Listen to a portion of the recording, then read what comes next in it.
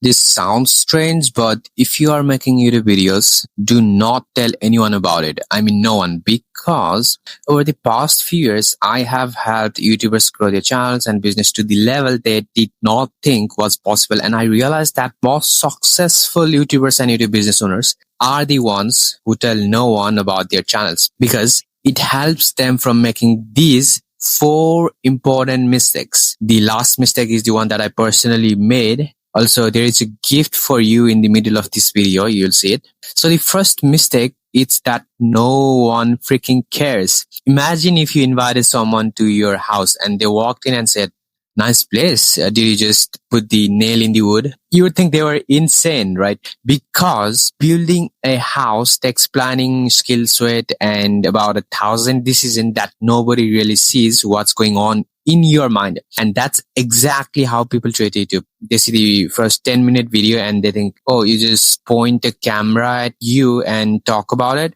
They have no freaking idea about the 8 hours of scripting, the 3 hours of filming, the same line over and over repeating, like I'm repeating in this video while recording. The whole day spent editing, the thumbnail design, the strategy, the titles, the worry about that it might get views, it might flop, or it might only get 5 views. Think about it. And what makes this even harder is that people closest to you, they could be your family members, your friends. I really don't have friends and I don't even care because I'm here to win. They don't care. And that's fine. It's not because they don't love you, but because they genuinely don't understand what you are doing or why it matters to you only specifically. But here's what's crazy. The second you hit a milestone, let's say 10,000 subscribers, or you make your first big sale, or you make your first $1,000, or you make your first $10,000, suddenly everyone just gets interested, right? Oh, I always knew you would make it. Can you help me start a channel? I've been telling everyone about you. So if you are lacking motivation to do it, try this simple framing model. Stop expecting support from people who don't get it. And that's fine. That's completely fine. Instead, actively find your people, your communities to sign up in newsletters and listen to podcasts from people who are ahead of you. Like fill your world with just voices that understand the journey you are going on. Because when you are surrounded by people who get it, your belief becomes your fuel. And when you finally succeed, and you will if you stick with it, but by then you won't even need their validation anymore. So once you found your people, build that inner circle of support, there's another trap waiting for you. Honestly, this one can destroy your channel faster than anything else. Have you ever posted a video where you were just really proud of and then your friend says, "This is great, but why don't you talk about crypto instead? That's where the real money is. But why don't you talk about real estate? Why don't you talk about something else? Why don't you make videos like Mr. Beast? He makes a lot of money, right?" And here's the thing. They mean well. They are trying to help, but they are giving you advice based on what they like, not what your business needs to survive on. So here's what you need to understand. When someone gives you unsolicited advice, you should talk about politics, you should talk about this, you should talk about that. Why don't you make videos about gardening? Why don't you make videos about football or something like that? They are usually projecting their interest onto your channel and not thinking about your actual viewers.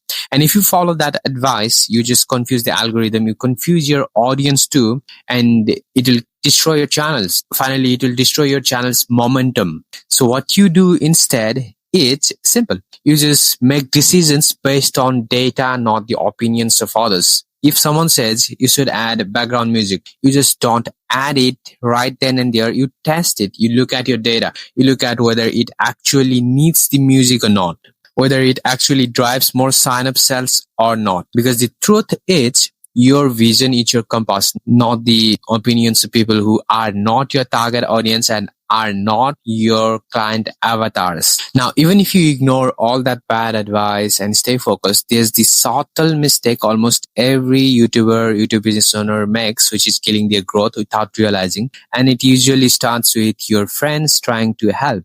So a few months ago, I was working with a client who was just excited about their new YouTube channel. And every time they posted a video, they would send it to like 50 friends on Facebook. Hey, can you watch my new video? And their friends would watch it because, well, they are good people, right? They would leave a like, maybe a comment saying great stuff. And my client would just go and look at their analytics and think, awesome, I got 30 views in the first hour. We are crushing it. But here is the problem. Those 30 people clicked, watched for about 15 seconds, and they realized they did not actually care about the topic. They bounced back. So YouTube is looking at this channel and is thinking, hang on a second, people are clicking your videos, but they are leaving immediately. This video must be terrible. Then it stops recommending it to anyone else who might be your potentially client avatars. Now, the reason this is so damaging is because likes and comments from people who feel obligated to support you are just empty data. They are not telling you anything useful. Your friend clicking on your video doesn't help you understand your true reads. What you actually need is genuine feedback from strangers or your client avatar who found your content because they were genuinely interested in solving the problem that you are talking about. And here's the other issue. When YouTube sees that your friends are watching but not engaging properly, it might also think, oh, this video is for people in their 20s, for this exact audience in the US, and they watch for 20 seconds instead of your actual client avatar. So it starts showing your content to the wrong people entirely. Now, real growth comes from capturing a cold audience, people who don't know you, people who don't owe you anything, and still they clicked because your thumbnail and title promised them a solution to their problem. When those people stick around and watch, that's when YouTube goes, oh, this is good. Let's show it to more people like this. And that's why you see videos just suddenly blowing up on YouTube from out of nowhere from different channels. So if you want to build a profitable channel and business on YouTube, you need YouTube to find your actual client avatar, not your friends, not your family. The people who have the problem you solve and the money to pay you to solve it. And the only way to do that is let YouTube do its job without you polluting the data by sending links to people who are never going to be customers in the first place. Now, understanding your own analytics to see if you are attracting the right audience is the hardest part to grow your business. You might be looking at your graphs and you have no idea what you are even looking at. And this is the exact problem I had my clients solve. That's the gift I mentioned earlier in this video. I'm offering a free one-to-one call for first 100 people only. I'll personally look at your channel and your analytics and tell you if you are attracting your true client avatar or just polite friends. The link is in the description if you want to know. It's completely free and I'm telling you, it's not a sales call. It's just a call to review your channel to give some feedback. Again, even if you stop sending your videos to friends and focus on your real audience, there's still one final reason to keep your channel private for now. This one, it's not about the algorithm. It's about your mental health. What do I mean? Let me tell you what happened to me when I just first started on the YouTube. On my other channels where I was just doing push-up, I made the mistake of telling all my friends I quit my job and become a YouTuber, right? The flashy thing. That was the big mistake. Because for the next 6 months, every time I saw them, I got this question. So how's that little YouTube thing going on? They would say this tone that was like half genuine interest, half when are you going to get a freaking real job? Now the problem with that question is it came at the worst possible time and my videos were getting like very less views. I could probably count those views in the fingers. So I would have to stand there going, yeah, it's going really well, building the foundation, when really I just wanted to just not talk about YouTube at all. You know what I mean? And what happens when you have this external pressure is you start creating content for their validation instead for your audience and your business. So I would find myself making videos thinking, what will my friends think of this video? Rather than, will this solve my viewers' problem and grow my business? And that is a disaster because your friends are not your customers. They don't care about the thing you are teaching.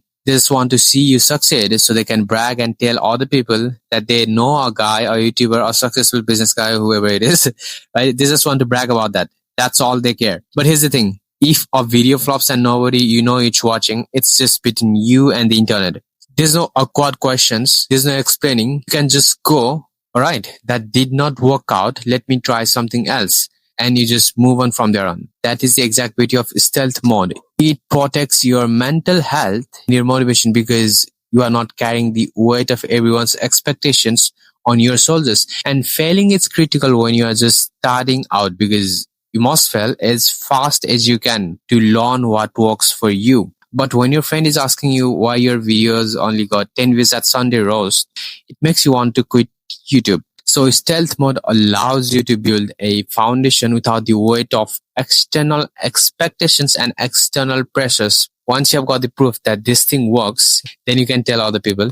And honestly, by that point, you won't care what they think anymore because you will have the results to back it up. But that's only the beginning because even YouTubers who do everything right still make 5 critical mistakes. And the video on the screen right now covers all of those 5 mistakes.